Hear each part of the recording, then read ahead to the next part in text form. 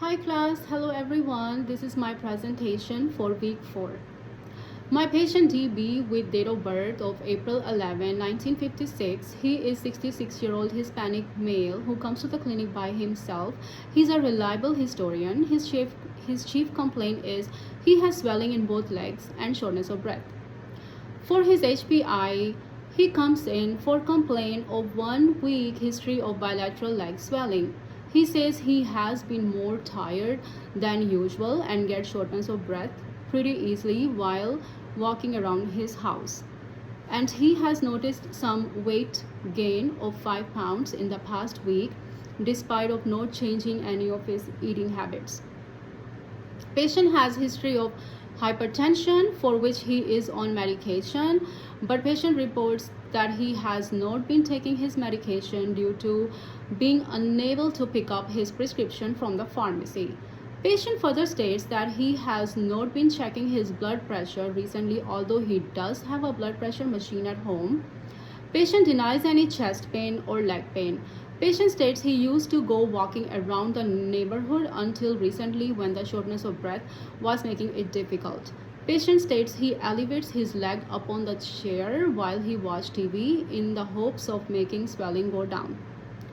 His medical history include hypertension, hyperlipidemia, for which he takes Adarbi 40 mg and atorvastatin 40 mg at bedtime. He is intolerant to ACE inhibitor.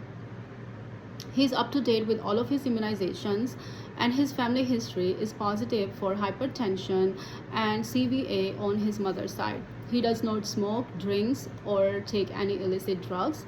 He's a retired bank manager. Patient lives alone, but he has a daughter who comes and visit him more often. So for the review of system, constitutional, patient has weight gain of 5 pounds, did not notice any changes in appetite, positive for fatigue but negative for chills and fevers.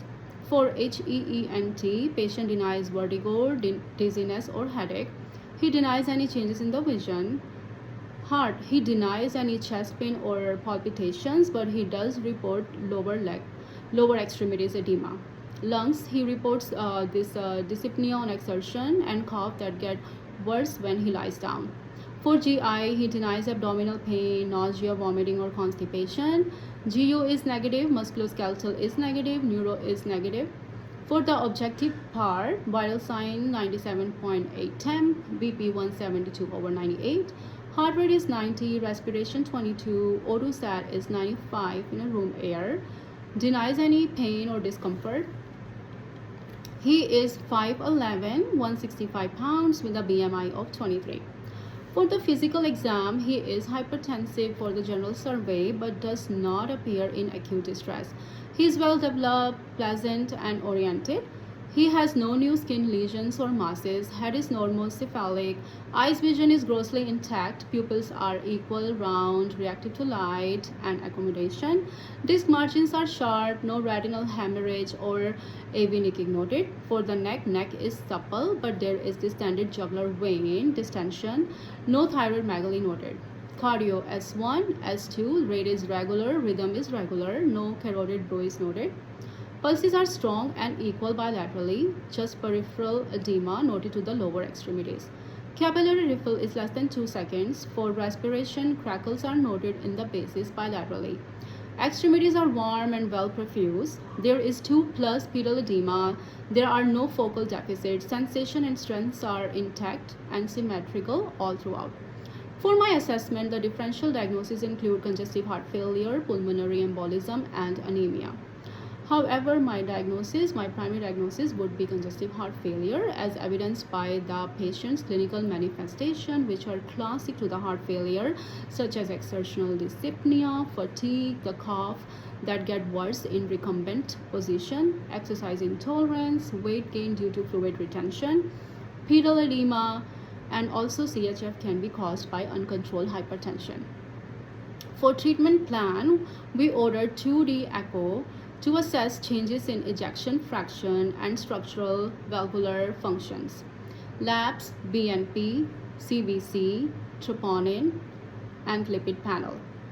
Medications, I would continue his Darby 40 milligram daily and start him on Toprol XL 12.5 milligram daily times 30 days, furosemide 20 milligram daily, chloroquine 20 MEq daily, because starting a diuretic and adding a beta blocker would also be indicated, as it can help decrease the strain of the heart by offloading fluid and relaxing smooth muscles.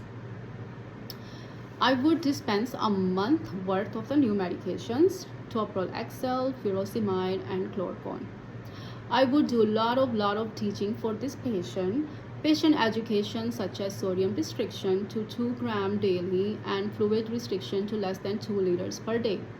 I would teach the patient to monitor his intake and output, including the fluids like water, juice, soda, coffee, tea, and then importance of weighing himself first thing in the morning before the first urination, and calling the office of any weight gain of 3 pounds in one day or 5 pounds in 1 week. Teach patients to continue exercise as tolerated. I would educate the patient regarding the side effect of the new medication such as Lasix that would make him urinate more frequently and to best take during the day when he's up.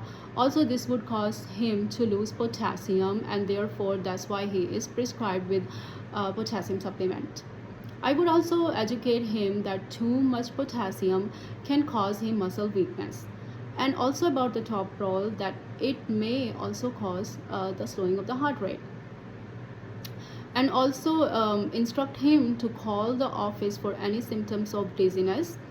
I would also educate the patient regarding the importance of strict adherence to the prescribed medications.